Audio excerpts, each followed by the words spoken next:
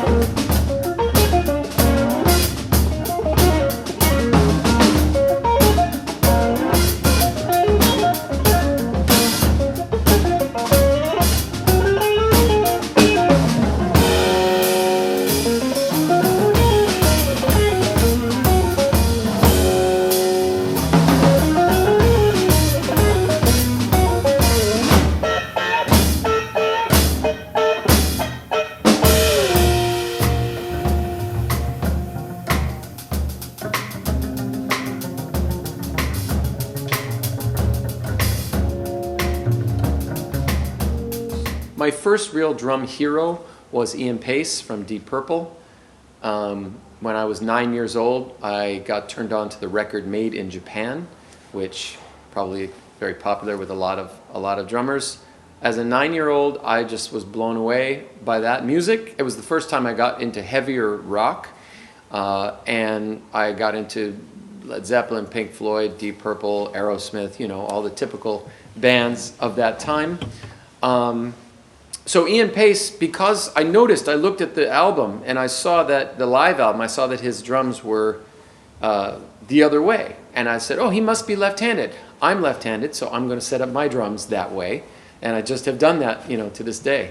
And it's really been great because I've gotten to meet Ian twice, which has been amazing. And we had an interesting conversation because he started out playing jazz in his father's big band and brought a lot of jazz to the way he plays rock.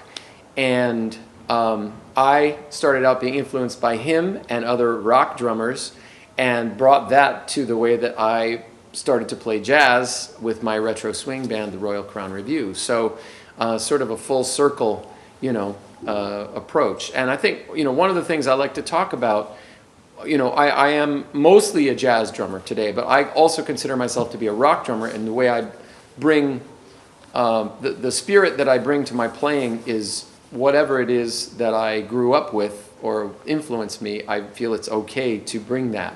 Ian Paice was sort of my first drum hero, but of course I've studied a lot of history and the evolution of drumming, and there's literally, I could go on all day with the drummers that have inspired me. Everybody from, of course, Buddy Rich and Gene Krupa, to Chick Webb, to Earl Palmer, to Buddy Harmon, Hal Blaine, to, Bill Bruford, to, the list just keeps on. Today, Mark Juliana and those guys. So I'm always inspired by drummers I hear. I'm always blown away by what drummers are doing. And I'm just trying to keep up, and just do my thing, enjoy myself,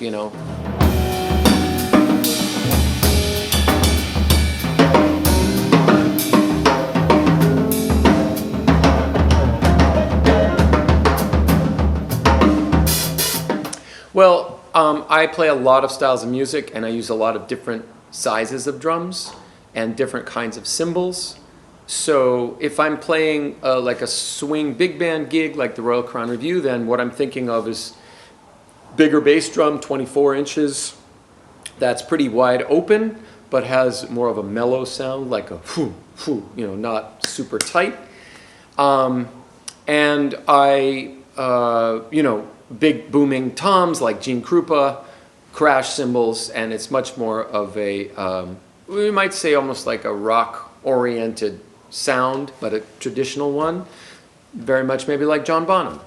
You know, people don't realize that John Bonham was influenced by Gene Krupa. That was his #1 influence, and he wanted his drums to sound like Gene Krupa's drums. So he had a huge 26-inch bass drum, sometimes 28, with nothing in it. People want to get the Bonham sound. Bonham didn't cut a hole in the front head of his bass drum. He didn't stuff a pillow in his bass drum. It was wide open, and he knew how to hit it, and they knew how to tune it to get the right sound. So that's one side. Then in New York, I do a lot of small group gigs in very small places. That's the situation in New York. I work with a lot of singers. When you work with singers, you have to play very, very quietly. I work with a lot of piano trios, guitar trios. And so I have, you know, then I go more for the 18-inch, you know, bass drum, 12-inch toms, and cymbals with a lot of character, cymbals that that are very sensitive and have, you know, the newest cymbals I'm freaking out about right now are the Sabian HHX Complex line. They are just amazing. I'm going to be playing a couple of them here, and they're just phenomenal. They're so, have so much beautiful character. They're very dark. I like the cymbals dark. You know, you hit them anywhere, has different sounds, different overtones. They have a lot of character, and I like that. So, yeah, kind of a wide variety of sounds. And I'm an eclectic person. People think of me as a jazz or swing drummer. They think of me as a historian, but I was raised on, you know, my first band when I was about 14 years old was a Black Sabbath band. And I love that just as much as all this stuff.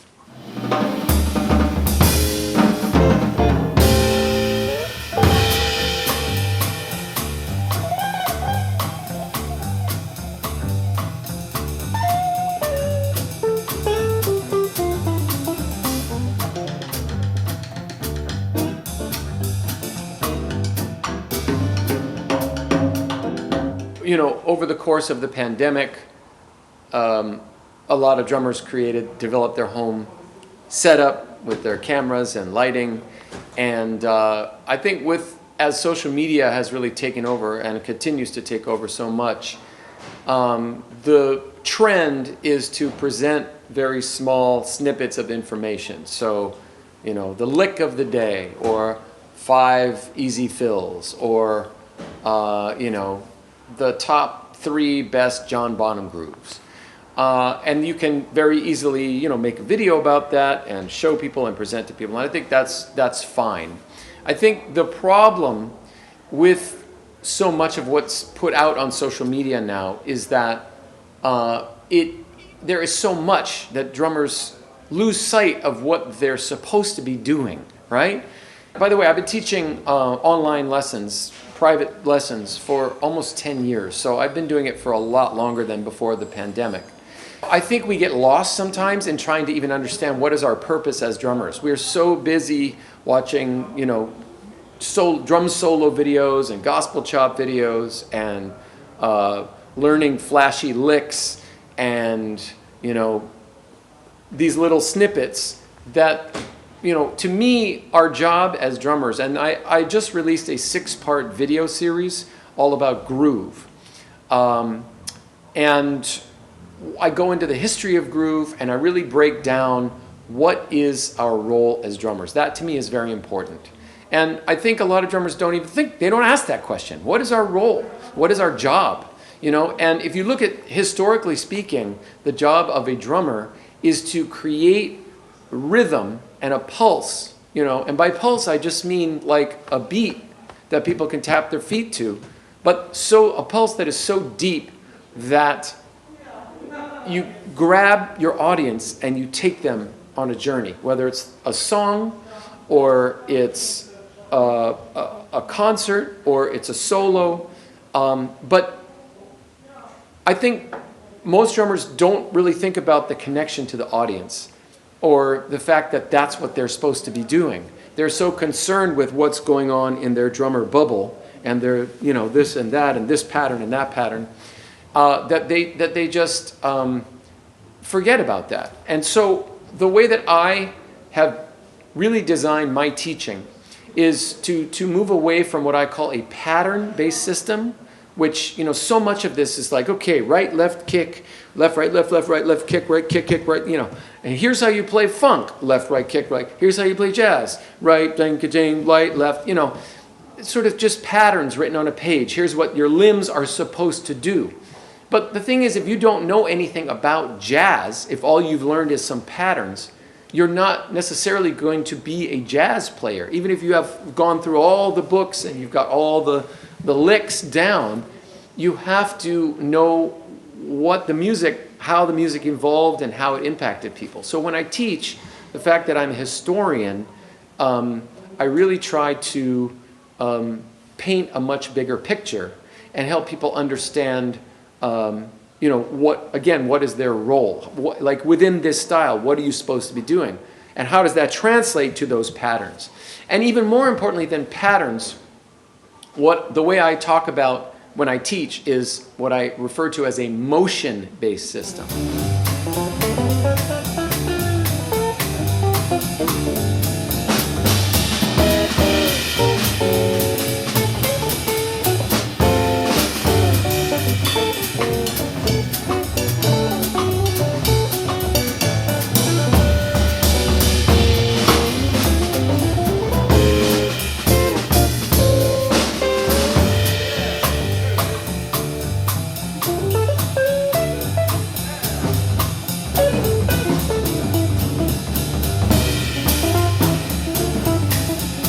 You know, right, left, kick, that's cool. That's maybe what we call independence, right? We all know what that is. Getting this thing to do this, well, that thing does that.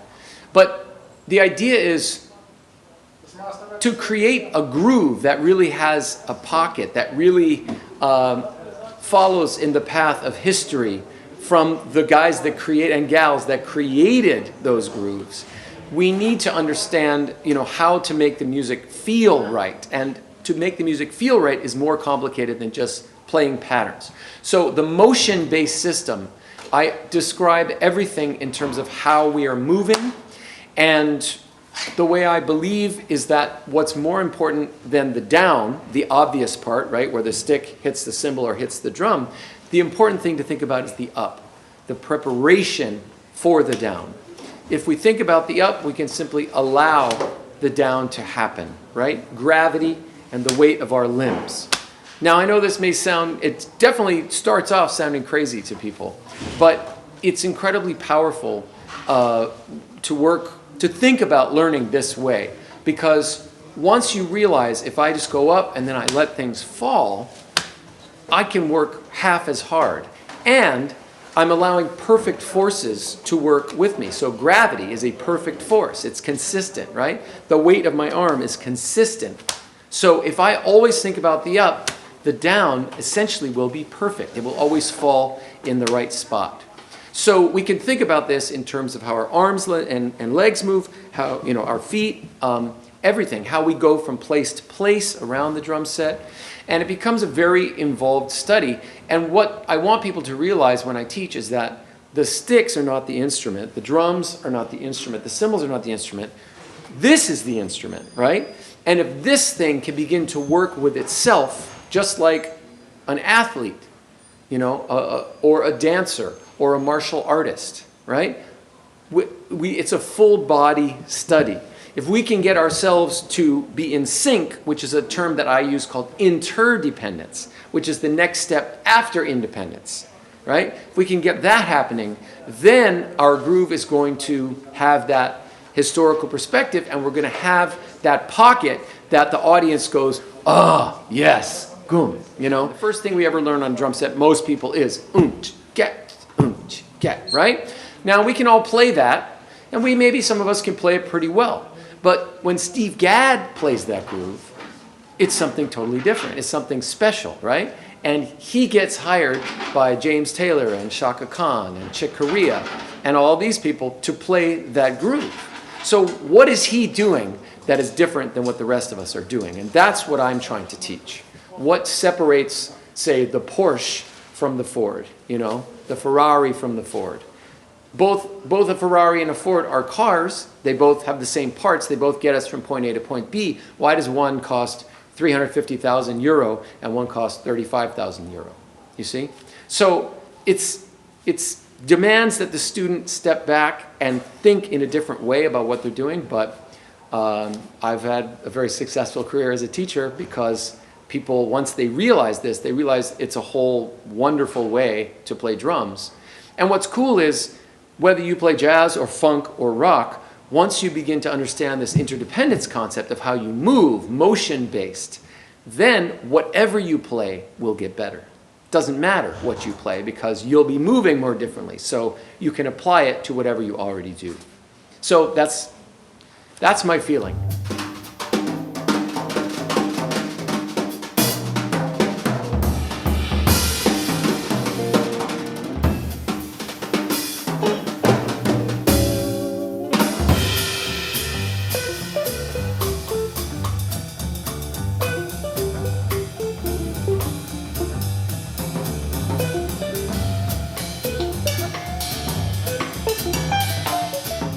I lived in Los Angeles for about 20 years and had a whole career out there as a swing drummer.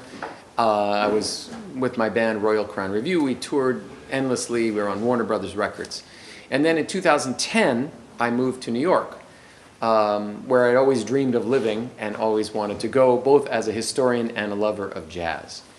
And after about 5 years or 6 years in New York, I created the Daniel Glass Jazz Intensive.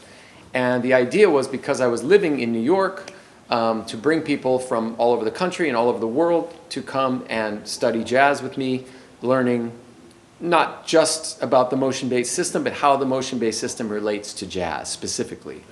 And then also in New York, I had access to drummers like Carl Allen and Billy Ward and Kenny Washington and John Riley, and they would come and be a special guest at this event. So it wasn't just me teaching, it was these amazing top guys, you know.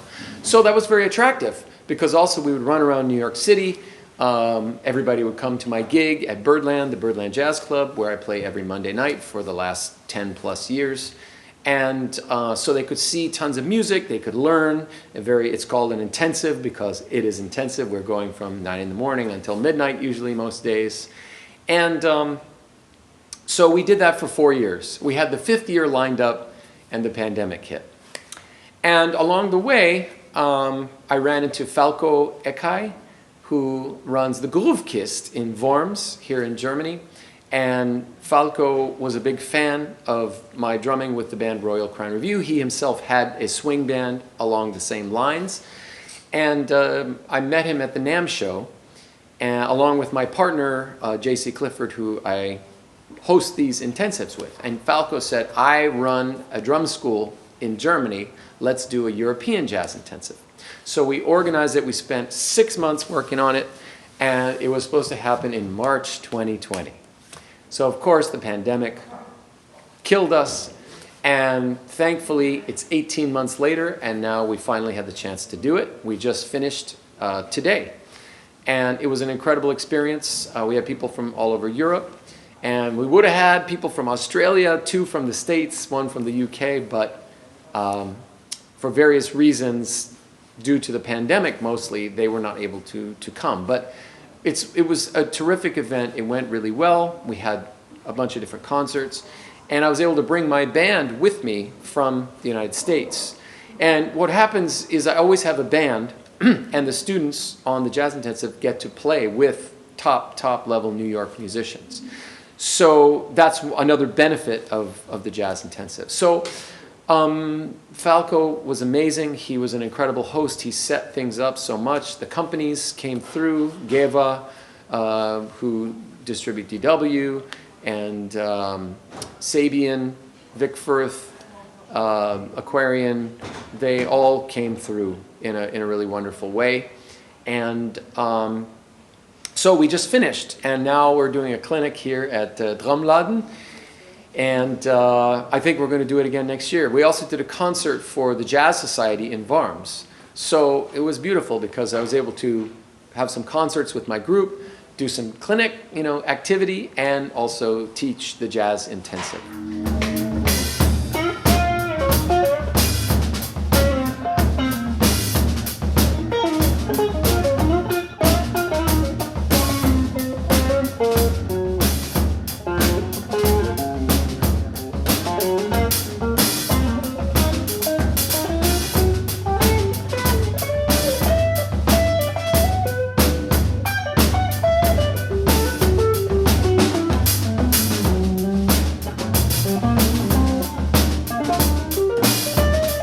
as I mentioned, at the Jazz Intensive, I always put together a group for the students to play with. And I've used pretty much the same group for the last 5-6 years now.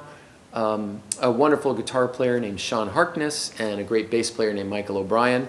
They're both incredible musicians, jazz, rock, you name it, they can do anything. And they're very eclectic, like me, so we see the world the same way, which is we're kind of not afraid to try anything with our group or try all kinds of unusual ideas.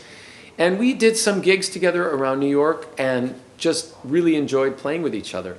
So I have always wanted to, I have not had a record as a leader of my own band since I think 2007. So it's been many years since I said, okay, I'm going to step up and have my own kind of band that I work with, because I work so much as a sideman, as an educator. I don't have time. And as most people know, when you run a creative band, it's usually not a lot of money. So, but with this Jazz Intensive, I have an excuse to work with this band a little bit more. It's funny because we are here in Germany and we played together so much in Germany, and we hardly work together that much in New York because, like I said, everybody's just so busy with their own lives. So last year during the pandemic, last August of 2020, we recorded an album. We finally said, okay, we've been playing together for 5 years, let's record an album. And the album is going to be out very shortly. I'm really excited about it. It's a very eclectic album. All of us contributed originals, but we also have some really fun covers, including a cover of Smoke on the Water, because Deep Purple, my first love. And when I play with these guys, you know, I was telling the students at the Jazz Intensive, it's one of those things where every time we play, we want to make it just something different, and we're always pushing ourselves. And, you know, what's more exciting than that? To me, you know, I played in bands. I worked with Brian Setzer, for example. I toured with him and with my own band. It's like every night the same list, and you follow, you know, the same thing. And I like it just whatever happens. That's sort of the jazz mentality, I guess you could say. But being in the moment and always walking on that tightrope, you know, in your uncomfort zone.